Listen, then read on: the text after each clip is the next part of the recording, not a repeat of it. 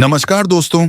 जरा सोच विचार कीजिए कि आपने एक बेहतरीन ट्रेडिंग प्लान तैयार किया है, चार्ट्स का बारीकी से विश्लेषण किया है और समय पर एंट्री भी ली है, फिर भी नुकसान उठाना पड़ा। क्या आपने कभी सोचा है कि ऐसा क्यों होता है? क्या वाकई में ट्रेडिंग केवल रणनीतियों का खेल है या यह एक मानसिक युद्ध है? एक ऐसा युद्ध जो आपके भय, लालच, क्रोध और संयम से लड़ा जाता है। असली दुश्मन मार्केट नहीं है, बल्कि हमारा खुद का दिमाग होता है। यही बात ब्रेट स्टीनबार्गर ने अपनी प्रसिद्ध किताब ट्रेडिंग साइकोलॉजी 2.0 में बहुत ही सटीक ढंग से समझाई है। यह पुस्तक आपको ट्रेडिंग की कोई तकनीकी रणनीति नहीं सिखाती, बल्कि यह बताती है कि एक प्रोफेशनल ट्रेडर की तरह सोचना कैसे सीखा जाए। क्योंकि जब तक आप अपने मन को नियंत्रित नहीं कर पाते, तब तक मार्केट पर नियंत्रण संभव नहीं है। आपने देखा होगा कि दो लोग एक ही ट्रेड करते हैं, फिर भी उनमें से एक लाभ कमाता है जबकि दूसरा नुकसान उठाता है। असली अंतर कहाँ होता है? अंतर होता है मानसिक संतुलन और आत्म जागरूकता में। यदि आप बार बार जरूरत से ज्यादा ट्रेड करते हैं, हर बार के नुकसान के बाद घबरा जाते हैं, या फिर फोमो और रिवेंज ट्रेडिंग में फंस जाते हैं, तो यह वीडियो आपके लिए गेम चेंजर साबित हो सकता है। क्योंकि आज हम चर्चा करेंगे उस माइंडसेट स्ट्रेटजी की जो आपको केवल एक ट्रेडर नहीं, बल्कि एक कंसिस्टेंट विनर बना सकती है। इसके लिए हमें उस मानसिक स्तर तक उतरना होगा जहां अधिकांश लोग जाना ही नहीं चाहते। तो आइए शुरू करते हैं ट्रेडिंग साइकोलॉजी 2.0 की यात्रा, जहां ट्रेडिंग केवल चार्ट्स पर नहीं, बल्कि हमारे दिमाग में होती है। अध्याय 1, ट्रेडर की मानसिकता। इस पुस्तक का पहला अध्याय एक बहुत ही अहम लेकिन अक्सर नजरअंदाज की जाने वाली सच्चाई के साथ आरंभ होता है कि ट्रेडिंग में सफलता केवल तकनीकी ज्ञान या रणनीति से नहीं आती। उससे कहीं अधिक महत्वपूर्ण होती है वह मानसिकता जो हर निर्णय को प्रभावित करती है। लेखक ब्रेट स्टीनबार्गर बताते हैं कि ट्रेडिंग में सबसे अधिक नुकसान उन लोगों को होता है जो अपने इमोशंस के अधीन होकर निर्णय लेते हैं। एक ट्रेडर की मानसिकता दरअसल उसकी सोच, आदतें और उसकी भावनात्मक प्रतिक्रियाओं का समुच्चय होती है। जब कोई नया व्यक्ति मार्केट में कदम रखता है, तो उसे लगता है कि अगर उसके पास सही इंडिकेटर, सही टाइमिंग और परफेक्ट टिप्स हों, तो वह आसानी से पैसे कमा सकता है। लेकिन सच्चाई यह है कि मार्केट केवल लॉजिक पर नहीं चलता। इसमें भावनाएं, डर, लालच और धैर्य हर पल आपकी परीक्षा लेते हैं। स्टीनबार्गर बताते हैं कि हमारा मस्तिष्क प्रतिदिन लाखों विचारों से गुजरता है और उनमें से कई हमारे ट्रेडिंग निर्णयों को सीधे प्रभावित करते हैं। उदाहरण के लिए, यदि आपने पिछली बार नुकसान उठाया, तो अगली बार या तो आप ज्यादा जोखिम लेने लगते हैं या बिल्कुल भी ट्रेड नहीं करते। इसका मतलब यह है कि आपकी पूर्व भावनाएं आपके वर्तमान निर्णयों को प्रभावित कर रही हैं। इसे इमोशनली ड्रिवन ट्रेडिंग कहा जाता है और यह ट्रेडिंग की सबसे खतरनाक स्थिति होती है। इस अध्याय में एक और महत्वपूर्ण बात यह कही गई है कि एक सफल ट्रेडर को अपने भीतर झांकना आना चाहिए। यानी उसे यह समझना चाहिए कि किन परिस्थितियों में वह गलत निर्णय लेता है, उसके ट्रिगर पॉइंट्स क्या हैं और वह उन्हें रियल टाइम में कैसे नियंत्रित कर सकता है। यही आत्म जागरूकता एक ट्रेडर का सबसे शक्तिशाली हथियार बन जाती है। स्टीनबार्गर इसे रियल एज कहते हैं। यानी जब आप स्वयं को समझने लगते हैं, तभी मार्केट आपके लिए अवसर प्रदान करने लगता है। लेखक यह भी कहते हैं कि केवल मोटिवेशन या पॉजिटिव थिंकिंग से बात नहीं बनती। एक मजबूत ट्रेडर बनने के लिए माइंड को नियमित रूप से प्रशिक्षित करना जरूरी होता है। इसके लिए माइंडफुलनेस, जर्नलिंग और परफॉर्मेंस रिव्यू जैसी तकनीकों का उपयोग करना चाहिए। जब आप इन आदतों को अपनाते हैं, तब आप केवल एक ट्रेडर नहीं रहते, आप मानसिक योद्धा बन जाते हैं। यह अध्याय एक गहरी बात के साथ समाप्त होता है। अगर आप मार्केट से सीखने के लिए तैयार नहीं हैं, तो मार्केट आपको बार बार सबक सिखाएगा। अब सवाल यह है कि क्या आपने कभी यह विश्लेषण किया है कि आपकी सबसे बड़ी ट्रेडिंग गलती रणनीति की वजह से हुई थी या मानसिकता की वजह से? शायद इसी सवाल का उत्तर आपको प्रोफेशनल ट्रेडिंग की असली शुरुआत तक ले जाए। अध्याय 2, मानसिक पूंजी, आपकी सबसे बड़ी ट्रेडिंग संपत्ति। पुस्तक के दूसरे अध्याय में स्टीनबार्गर एक नई और अत्यंत शक्तिशाली अवधारणा से परिचय कराते हैं, साइकोलॉजिकल कैपिटल यानी मानसिक पूंजी। जैसे एक ट्रेडर को ट्रेडिंग करने के लिए आर्थिक पूंजी, फाइनेंशियल कैपिटल की आवश्यकता होती है, वैसे ही सफलता के लिए मानसिक पूंजी भी अनिवार्य होती है, और कई बार उससे भी अधिक। लेखक बताते हैं कि अधिकांश ट्रेडर इस मानसिक पूंजी पर ध्यान नहीं देते। वे चार्ट्स, रणनीतियों और तकनीकी विश्लेषण में तो समय लगाते हैं, लेकिन यह नहीं समझते कि अगर उनका मस्तिष्क थका हुआ है, आत्मविश्वास डगमगा गया है या प्रेरणा की कमी है, तो कोई भी ट्रेडिंग सिस्टम उन्हें फायदा नहीं दिला सकता। स्टीनबार्गर कहते हैं कि मानसिक पूंजी के 4 मुख्य स्तंभ होते हैं। 1 आशावाद, ऑप्टिमिज्म, 2 आत्मविश्वास, सेल्फ एफिकेसी, 3 लचीलापन, रिजिलियंस, 4 उम्मीद, होप। ये चारों तत्व मिलकर एक व्यक्ति की सोच को प्रोफेशनल ट्रेडर की सोच में परिवर्तित करने का कार्य करते हैं। यदि आपने एक दिन भारी नुकसान उठाया है, लेकिन अगली सुबह फिर से ऊर्जा और फोकस के साथ ट्रेडिंग शुरू कर सकते हैं, तो समझिए आपके पास मानसिक पूंजी है। यही पूंजी ट्रेडर को हार से उबरने की शक्ति देती है, नुकसान से सीखने की समझ देती है और खुद पर विश्वास बनाए रखने की क्षमता प्रदान करती है। स्टीनबार्गर बताते हैं कि यह पूंजी केवल किताबें पढ़ने से नहीं बनती, बल्कि यह अनुभव, गहराई से सोचने और अपनी मानसिक प्रतिक्रियाओं को समझकर उन्हें सुधारने से विकसित होती है। जब एक ट्रेडर बार बार हार के बाद भी टूटता नहीं, बल्कि खुद को बेहतर बनाता है, तो वह धीरे धीरे मानसिक रूप से समृद्ध होता जाता है। मानसिक पूंजी हर बार तब बढ़ती है जब आप अपने डर पर विजय प्राप्त करते हैं, जब आप लालच पर नियंत्रण पाते हैं, जब आप नुकसान को सबक के रूप में लेते हैं। यह वह संपत्ति है जो किसी बैंक बैलेंस से कहीं अधिक मूल्यवान होती है। लेखक यहां यह भी स्पष्ट करते हैं कि केवल ट्रेडिंग ही नहीं, बल्कि आपकी संपूर्ण जीवन शैली भी आपकी मानसिक पूंजी को प्रभावित करती है। आपकी नींद, आहार, व्यायाम, रिश्ते, ये सब मिलकर यह निर्धारित करते हैं कि आपका मस्तिष्क मार्केट के दबाव को झेल पाएगा या नहीं। यदि आपकी निजी जिंदगी में पहले से ही तनाव, थकावट या नकारात्मकता है, तो यह सब मार्केट में आपके निर्णयों को प्रभावित करेगा। इस अध्याय का संदेश बिल्कुल साफ है। जब तक आप मानसिक रूप से मजबूत नहीं बनते, तब तक आर्थिक रूप से भी स्थायी सफलता संभव नहीं है। यह वह नींव है जो दिखती नहीं, लेकिन पूरी इमारत को संभाले रहती है। अब एक महत्वपूर्ण सवाल, आप रोजाना अपनी ट्रेडिंग और प्रॉफिट्स को तो ट्रैक करते हैं, लेकिन क्या आपने कभी अपनी भावनात्मक स्थिति, मानसिक ऊर्जा और आत्मविश्वास को रिकॉर्ड किया है? शायद आप तब तक आगे नहीं बढ़ पाएंगे जब तक आप यह नहीं समझते कि आपका दिमागी संतुलन आपके ट्रेडिंग अकाउंट से भी अधिक महत्वपूर्ण है। Chapter 3, coaching the traders brain, एक ट्रेडर के दिमाग को प्रशिक्षित करना। इस अध्याय में ब्रेट स्टीनबर्गर एक बेहद रोचक और व्यवहारिक विचार प्रस्तुत करते हैं। जिस तरह लोग अपने शरीर को तंदुरुस्त रखने के लिए जिम जाते हैं, ठीक वैसे ही दिमाग को बेहतर बनाने के लिए उसे कोचिंग देना भी उतना ही जरूरी है। स्टीनबर्गर का मानना है कि हमारे दिमाग में प्रतिदिन जो भी चलता है, जैसे विचार, भावनाएं, भय और आशाएं, वे सभी हमारे ट्रेडिंग निर्णयों को गहराई से प्रभावित करते हैं। समस्या यह है कि अधिकतर लोग यह नहीं जानते कि अपने दिमाग को कैसे प्रशिक्षित या सुधारें। वे यह मान लेते हैं कि जो वे सोचते हैं वही सत्य है, जबकि हकीकत यह है कि हमारा मस्तिष्क, विशेषकर भावनात्मक स्थितियों में, हमें धोखा देता है। इसीलिए इस अध्याय में लेखक हमें यह समझाते हैं कि हर ट्रेडर को अपने दिमाग के साथ उसी तरह का रिश्ता बनाना चाहिए जैसा एक कोच अपने खिलाड़ी के साथ रखता है, यानी उसे लगातार अवलोकन करना, फीडबैक देना, सुधार की प्रक्रिया में लगाना और प्रतिदिन थोड़ा बेहतर बनाने की दिशा में अग्रसर करना। एक कोच केवल कमजोरियों को उजागर नहीं करता, बल्कि ताकतों को भी पहचानता है और उन्हें संवारता है। यही भूमिका आपको अपने दिमाग के साथ निभानी है। स्टीनबर्गर हमें मेटाकॉग्निशन की शक्ति से भी अवगत कराते हैं, यानी सोच पर सोच करना। जब आप किसी ट्रेड को लेने से पहले खुद से यह सवाल करते हैं, क्या मैं यह ट्रेड डर के कारण ले रहा हूं या अनुशासन के कारण, तब आप स्वयं को कोच की नजर से देखने लगते हैं। यह सोचने की शैली आपको एक कदम पीछे ले जाती है और भावनाओं के घेरे से बाहर निकालकर पेशेवर नजरिए से सोचने में सक्षम बनाती है। इस अध्याय का एक और अहम पहलू यह है कि जैसे जैसे आप अपने ट्रेडिंग व्यवहार का विश्लेषण करते हैं, वैसे वैसे आप अपने भीतर कुछ खास पैटर्न्स को पहचानने लगते हैं। मुमकिन है कि आप हानि होने के बाद ज्यादा जोखिम लेने लगते हों, या फिर जब भारी मुनाफा होता है तब आप लापरवाही दिखाने लगते हैं। जब आप इन व्यवहारिक पैटर्न्स को पहचान लेते हैं, तभी आप उन्हें तोड़ सकते हैं।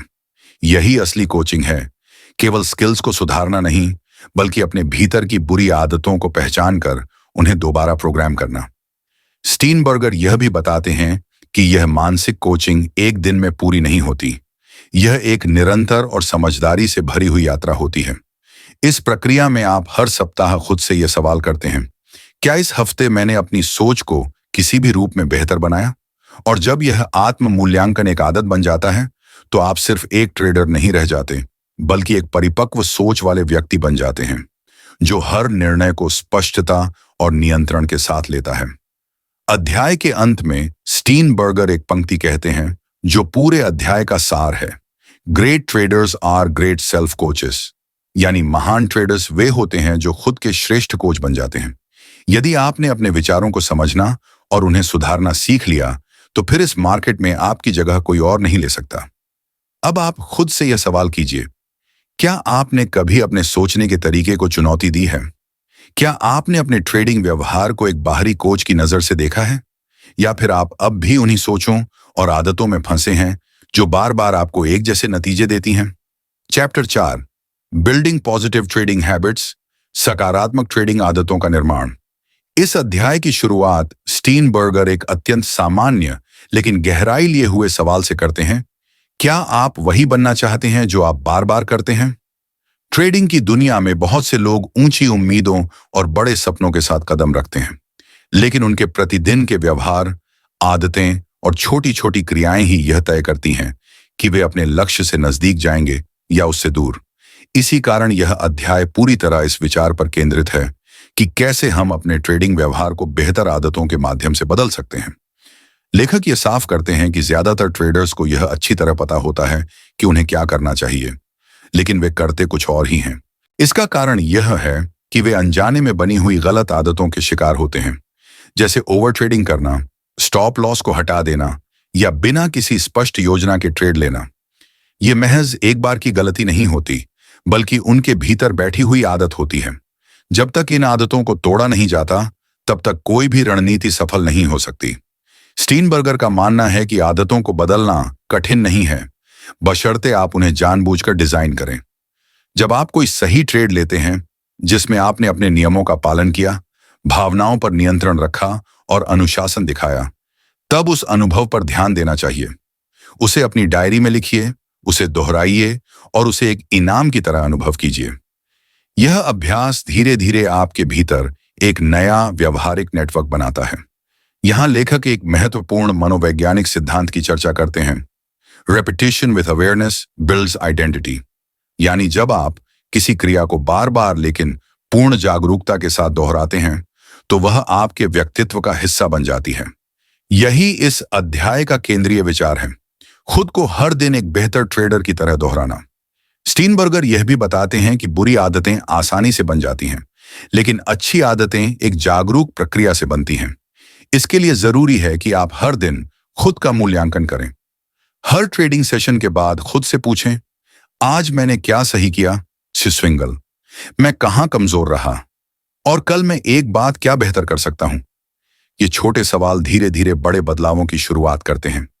एक और महत्वपूर्ण बात जो इस अध्याय में सामने आती है, वह यह है कि अच्छी आदतें केवल ट्रेडिंग के दौरान नहीं बनती, बल्कि आपकी जिंदगी के अन्य हिस्सों का भी इसमें योगदान होता है। आपकी सुबह की शुरुआत कैसी है?